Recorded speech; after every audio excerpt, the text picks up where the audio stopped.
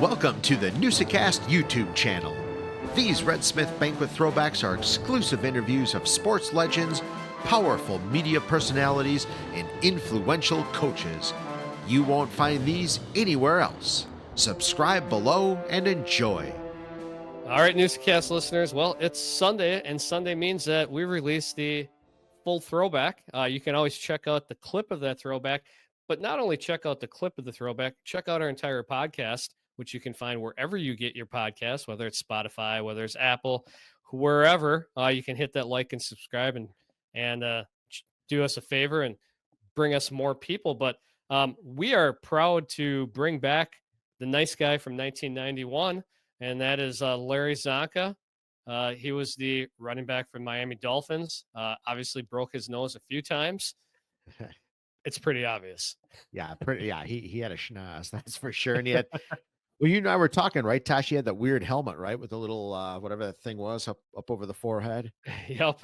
Oh yeah, absolutely. Yeah. Now, Joe, wasn't this the year 1991 that something happened with your dad as well? Oh, yes, he was embarrassed for that. That was his, must have been his last banquet, I guess, as chairman or something, or maybe second to last. It was close, and they presented him actually with, I think, a replica of the Nice Guy Award or something like that. So that's awesome. All I remember is him coming up to the podium saying that he's not bad for an underwear salesman. That sounds like Danny. Yep. Yeah, he was quite the guy. Quite the guy. Well, if you like this, you can always go back and check out our other throwbacks that are on our YouTube channel as well. And check out our social medias. There's a lot of clips out there. We've had some tremendous clips with Bob Uecker and Brian Gumbel. And I mean, you name it. There's all kinds of awesome clips out there. Yeah, no doubt. Tommy Lasorda, tons. Yeah. Yes. Tons. Well, enjoy, folks. Hit like and subscribe. Now, at this time, we're going to ask Susan Prestera from the Miller Brewing Company to present Larry Csonka with the Nice Guy Award. Susan?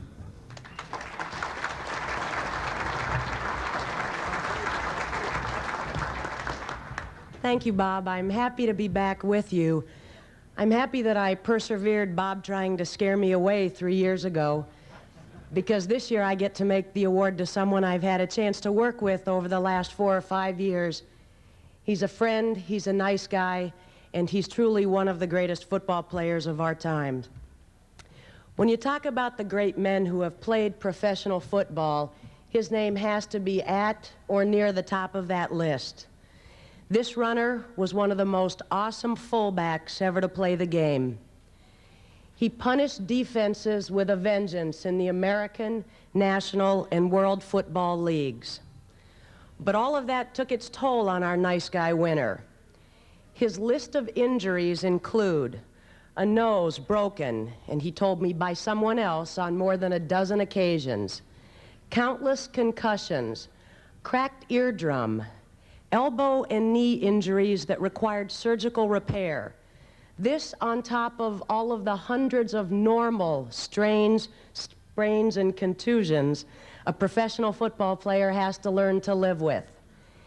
And when asked about that, his response to all of that physical abuse was, my job's no big deal. I'm a fullback, a power back whose assignment is to establish an inside running game. That's my work. I have an obligation to my teammates to play, even if I'm hurt. And my desire to play is based on pride and determination. Well, if it sounds like our nice guy winner is a throwback to a different era, he definitely is. He was drafted out of Syracuse in 1967, and this running back showed that while he was a throwback in some ways, he was a bit of a visionary too, because he signed with the then upstart Miami Dolphins of the American Football League. He teamed with Jim Kick to give the Dolphins the greatest running game in professional football in the early 60s, in the late 60s and early 70s. The Dolphins won 3 consecutive American Football Conference titles in 71, 2, and 3, and after they lost the 1972 Super Bowl to Dallas, the Dolphins were perfect the next year, rolling to a 17-0 record, beating the Washington Redskins 14-7 in the 1973 Super Bowl. Our winner led the Dolphins back the following year, and he battered the Minnesota Viking defense with a then Super Bowl record of 145 yards rushing on 33 carries. Sensing it may be time to blaze a new trail, our nice guy signed with the Memphis Southmen of the World Football League in '75 and had a short stint in that league before returning to the NFL in '76 with the New York Giants. He played there for 3 seasons before returning to Miami in 1979, rounding out his NFL career with the Miami Dolphins. When they closed the book on this Miller nice guy's career, it contains some very impressive numbers. In his 11 NFL seasons, he gained more than 8,000 yards and had a 4.3 yard per carry average. He scored 68 touchdowns and had 3 straight seasons in which he gained 1,000 or more yards. He was most valuable player in Super Bowl VIII and was selected to play in 5 Pro Bowls. But maybe the most impressive statistic of his career was that in 1,997 carries, he fumbled the ball just 20 times.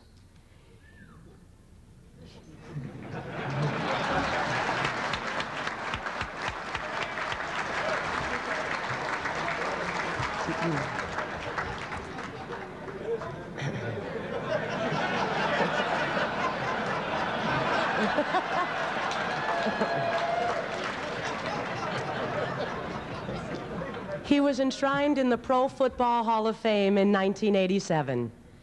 Since his playing days, he's moved in a number of directions. Our nice guy lives in Stowe, a small town in northeastern Ohio. He's appeared in Miller Lite commercials and serves as a Miller Lite All-Star. He owns a company that works with businesses to develop effective motivational resources. And he also works as a commentator on the syndicated television program American Gladiators. Ladies and gentlemen, a warm Wisconsin welcome for one of pro football's all-time greats and our 1991 Miller Nice Guy Award winner, Mr. Larry Csonka.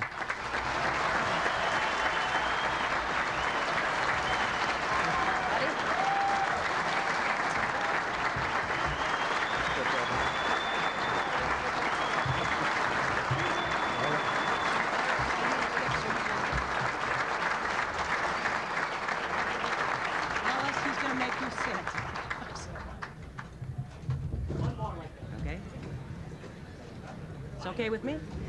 Thank you. Thank you, Susan. It's unusual for Susan to come down and deal with these kind of numbers in terms of thousands, in terms of yards and carries. She deals in terms of hundreds of thousands of barrels and millions of dollars in promotional money spent over at Miller. I was delighted to see her tonight. I was afraid I was going to walk in here and see that Miller had sent Euchre down here to introduce me. I've only known Euchre for 4 years, but it seems like a lifetime.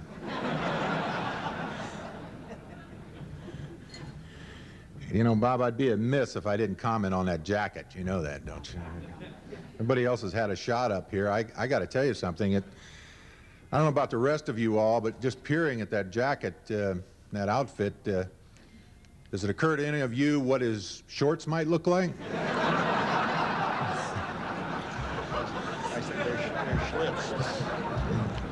Keeping in tune with Philip Morris sponsorship, perhaps they're decorated with Oscar Mayer teeny weeny logos.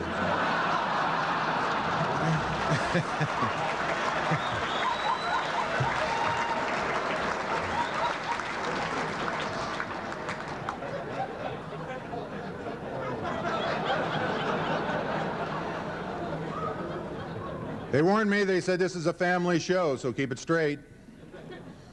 I know about that. We on American Gladiators, who deal in a little glitz, a little spandex, and have a sponsor named Nintendo know what it's like to break taping in order that everyone gets everything put away so we maintain our PG rating. And I'm going to be frank with you. I can stand up here and run around in circles all night, but I'm going to lay it right on the line. I've got to. You see, I've drank 5 or 6 beers and 2 glasses of water, ate dinner, and unless my bladder's a lot bigger than yours, this is going to be real short. I was surprised. I've never been awarded any kind of award through the course of my career. As far back as I can remember, no one's ever said to me, "You're a nice guy." Let's be honest, I was suspect. I thought maybe something's up here that I don't know about, so I got the program, opened it up, and I checked the column of nice guys just to make sure that Nitschke wasn't on there.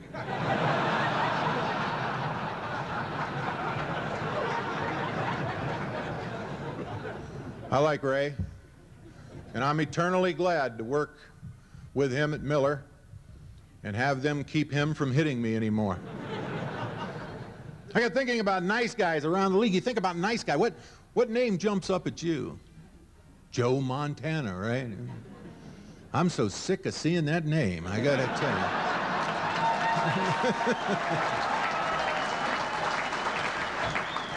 The guy up front said, "You're jealous." Heck yes, I'm jealous. You gotta believe, when you look at a guy like Joe Montana, I know Joe.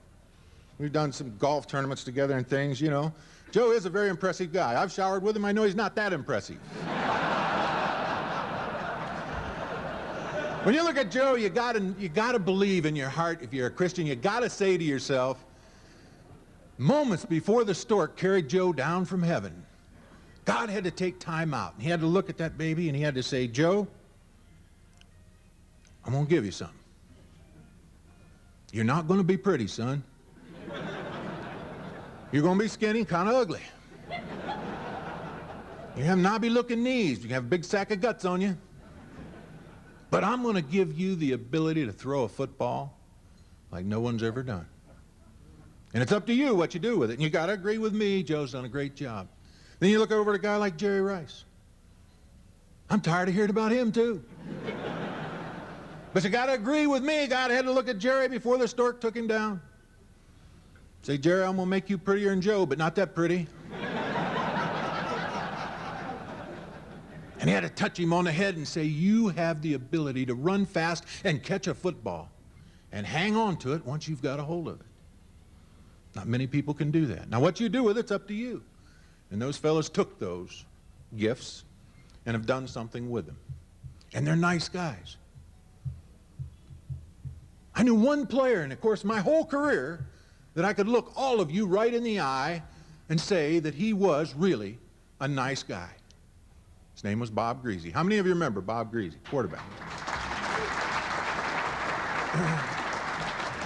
I've known Bob a lot of years. I don't know how many of you see him on TV doing college football now. He does that. He has kind of a high voice. I knew him back before the accident, and he...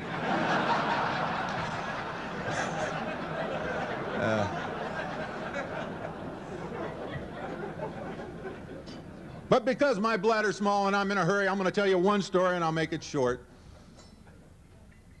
Because this was the only nice guy that I ever knew. And I'm sure that he would be appalled at the fact that I'm getting an award for being a nice guy.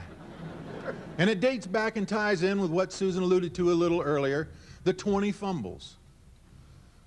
I'd like to tell you this one story. It happened when I came out of Syracuse back in 1968. Came in as a rookie to the Miami Dolphins. My college career was pretty good. I was excited. I was going to be a macho football player in the pro ranks. I'll never forget, I walked in my agent's office and said, "Am I a Bear?" He said, "No." I said, "A Packer?" He said, "No." I said, "I know, I'm a Viking." He said, "No, you're a Dolphin."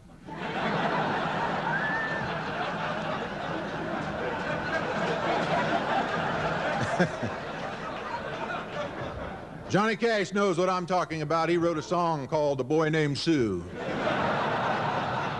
You play 10 or 11 years in the NFL with a fish on your head and see if you aren't tough. I'm going to be honest with you. I took that signing bonus money back then when it was a lot of money, $20,000. Montana spends that on gasoline a year for his Ferrari. Went out and bought myself a new suit. That's back in 1968. How many of you remember what the fad was then? Nehru suits. You remember those? How many of you had a Nehru suit? Come on, be honest.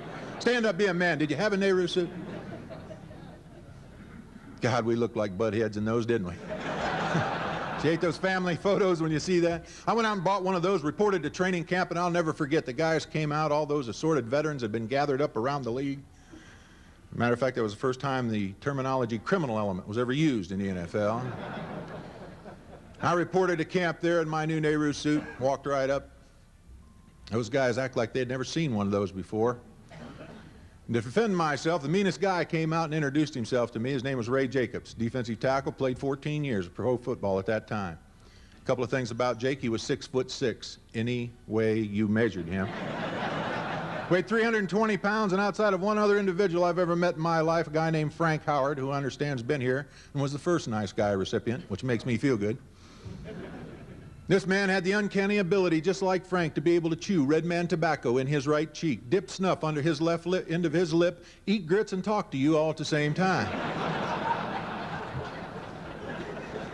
I walked right up to him in my new Nehru suit.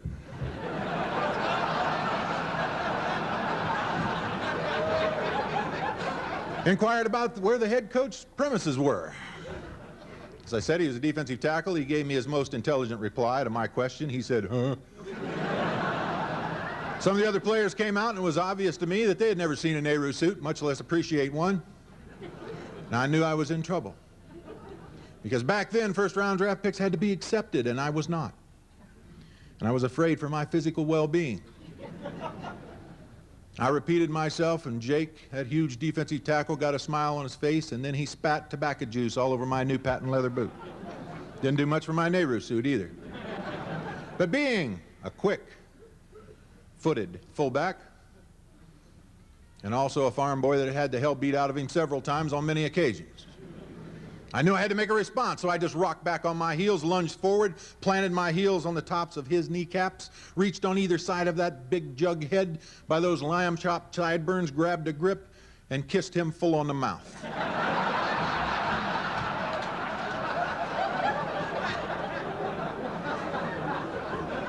You know, that big SOB left me alone for 3 days.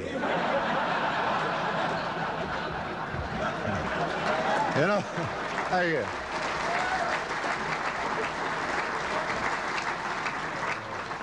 In a locker room of 60 men with only 5 shower heads, I had the shower entirely to myself.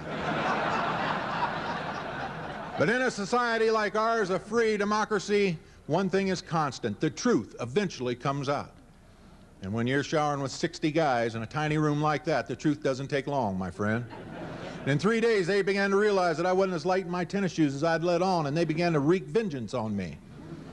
These men were big, angry pros, had been around a long time, bigger, faster, stronger, and somewhat wiser. And they started to knock me down religiously. When I carried the ball, my own teammates would knock me on the ground. When I blocked for Jim Kick, they would knock me on the ground. When I started to get in the chow line and got knocked down, I began to wonder whether I belonged in the NFL, whether I had, in fact, what it takes to be the fullback for the Miami Dolphins. And I was thinking about quitting, retiring before I even started a career, and going home. And then it hit me. Why not ask a guy that's been in this spot? Before I quit and walk away like a coward, maybe I should talk to someone. The year before, the very first year of their existence, they had drafted another fella named Bob Greasy. Fair-haired, blue-eyed boy from the Great Western Plain, gone to Purdue, almost won the Heisman Trophy, was doing quite well at Miami. So the next morning, I walked up to him in the chow line, said, "Excuse me, Bob, I don't know if you've noticed, but I've been getting knocked down a lot lately." He said, "Yes, I have noticed that, and I wish you wouldn't stand so close." I said, "Well, Bob, I'm thinking about quitting before I even get started. I'm thinking about going home, but I wanted to talk to you because I knew that you were the first-round draft pick last year.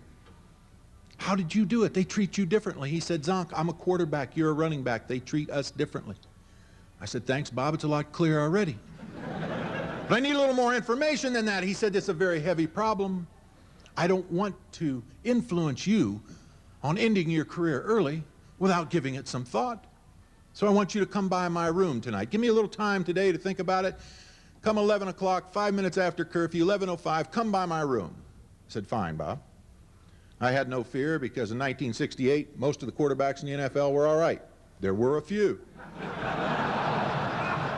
So I went by his room at 11:05 and knocked on the door, and he opened the door and stood before me in his paisley jammies. Quarterbacks wear those. He said, come in, Zonk, I've given it some thought, and I think I have a solution that'll bring it down to a yes or no situation, where you'll know the answer to your dilemma in the wink of an eye. We sat and talked. He said, this Saturday night, we're going to play our first exhibition game in the Orange Bowl. And what I'm going to do for you on the first offensive play of this football game for the Miami Dolphins, I'm going to call you on a trap play right up through the gut of that NFL defense we're facing. And when I turn around and reach out with that football, I'm going to be eyeball to eyeball with you, and I'm going to know by the look in your eye, in that instant, whether you have what it's going to take to be the fullback for the Miami Dolphins. I was delighted. Farm boy routine. I grew up in the Midwest. I like it when it's down to 1 second. I like it when the problem's reduced to its most common denominator. It either is or it isn't. There's no side questions. There's no gray area. There it is. You either do it or you don't. And then you know something about yourself. I shook hands with him and walked out of the room and left him there in the darkness, and as I walked away to my room, I remember hearing him chuckle back there in the darkness. I wondered what he was chuckling about. I found out later there were a few things that Bob Negreasy had neglected to tell me there in the darkness, like the name of the team we were playing. They were called the Chicago Bears. They had this middle linebacker, a guy named Butkus. Sounds like something you'd name a bulldog, doesn't it? Be honest, it sounds like something Ray Nitschke would name an ugly bulldog. Rumor had it that the assistant coaches from Chicago had gone up to the Illinois piney woods and captured this guy. That he slept in the trees and drank out of the creek. They put him in a cage and brought him back to Soldiers Field and put him down in the catacombs under the field. And the assistant coaches went down there with sharp sticks and prodded him. Fed him raw meat. Showed him pictures of running backs. And told him that those running backs had said derogatory things about his mama.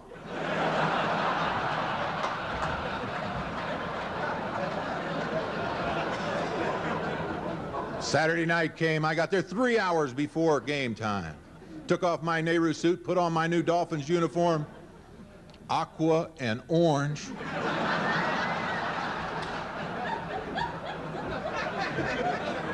Went out and waited. Pretty soon the Bears came out. New expansion football team we had to have, 5,200 people there. It was at night, the lights were on. Bears came out, bunch of big, ugly, nasty people. I'm in my new Dolphin suit, waving at them.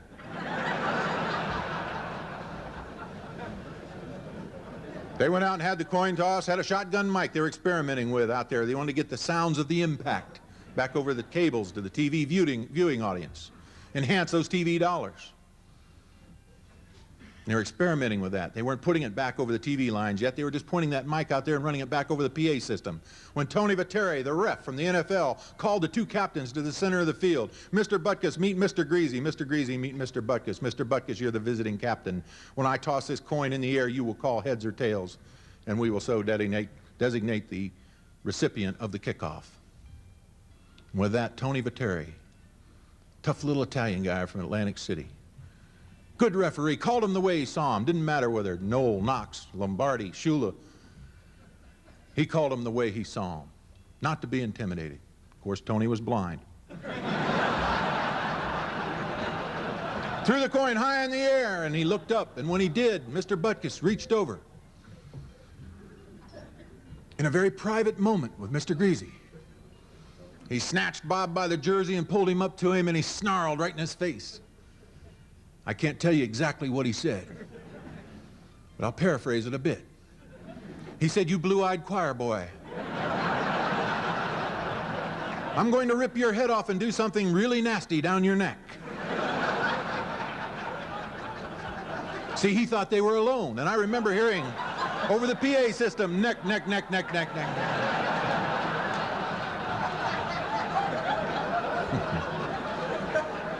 I remember the look on Greasy's face when he came off the field. I said, what's wrong with him? I said, he doesn't like us. We won the toss. They kicked the ball high in the air. Defensive back for us named Bobby Neff caught it and brought it out to the 20-yard line in front of our bench and nearly died right there. I swear to you folks, I heard my mother calling my name. I had no designs on going out there and letting them do that to my body. I was thinking about just leaving there when Greasy ran by and said, come on, it's time. And I said, time for what? We got out in the huddle. Greasy got down on one knee. That's back when quarterbacks used to get down on one knee. They used to draw plays in the dirt. Worked. They don't do that anymore. None of them are tough enough to draw on that artificial surface. He called the play, went out, got under center. Hut one, hut two. The ball was snapped. Greasy turned around, all in a flash, but like slow motion to me. He reached out with that ball. There we were, eyeball to eyeball, with a funny little smile on Greasy's face. Smile that I'd learned to associate with extreme pain about to happen to my body years later. We were frozen in time. He's looking at me, I'm looking at him, and as he reaches with the ball, his left shoulder goes down, and over his shoulder, ladies and gentlemen, I see one of the most terrible things any running back in the NFL could ever see. I see my two offensive guards pull and run into each other and fall down. I see the two defensive tackles just getting out of the way, and there, coming up through the middle, looking like a foul soul bursting from the bowels of hell, came Butkus, all red-eyed and spitting and hollering, saying some really terrible things about my grandma. Now, ladies and gentlemen, if I live to be 200 years old, if I live long enough to be on the Willard Scott Show twice in my lifetime, I won't be able to tell you what Bob Greasy saw in my eyes. But I will never, ever forget the look in his when I gave the damn thing back to him.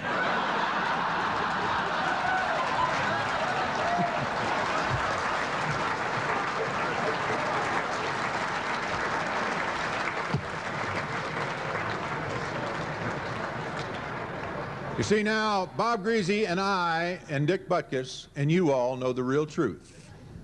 It wasn't 20 fumbles, it was 19 fumbles and 1 give back.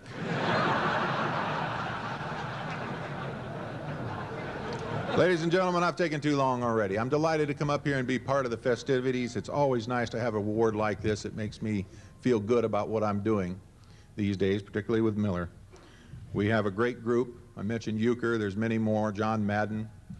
Butkus was with us for a while. The list goes on and on. Your own Bob Lanier from up here. We have a great group of guys, and we have a lot of fun. Much more fun than we ever should be allowed to have for the dollars they pay us in making the commercials. We have a lot of fun doing it. The only drawback is occasionally I have to sit between Euchre and Madden when they're in an argument of baseball versus football. That would test anyone's grit.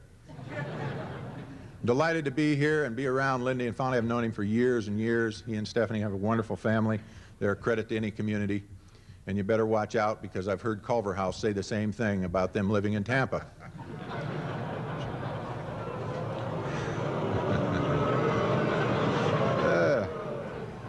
So keep on kidding him. Again, thank you for everything, and I'm going to stick around for a little while and hope to see you all one-on-one. Thank you. Ladies and gentlemen, we have a special presentation tonight. We'd like to have Danny Ornstein, the chairman, please come up here. Danny Ornstein, let's go. Back in 1966, when this banquet started, Danny was the ticket chairman. He ran the men's department of the downtown Prangy store, and he sold all the tickets. He was a member of the committee. In 1977, Danny took over as the general chairman, and for 15 years, he has been running this tremendous banquet.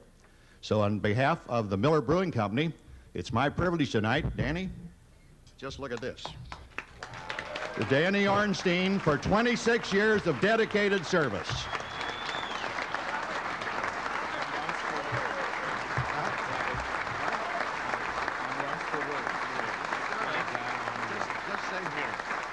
Just say thank you. say thank you.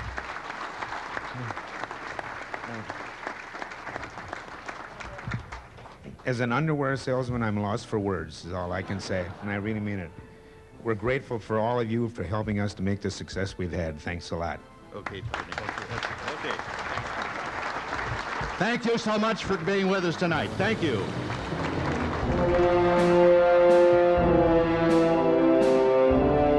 Please subscribe to this channel, give this video a thumbs up, and hit that notification bell so you get notified when we post another great episode or interview. Download the podcast on Apple Podcast, Spotify, or wherever you get your podcasts. Thank you for your support.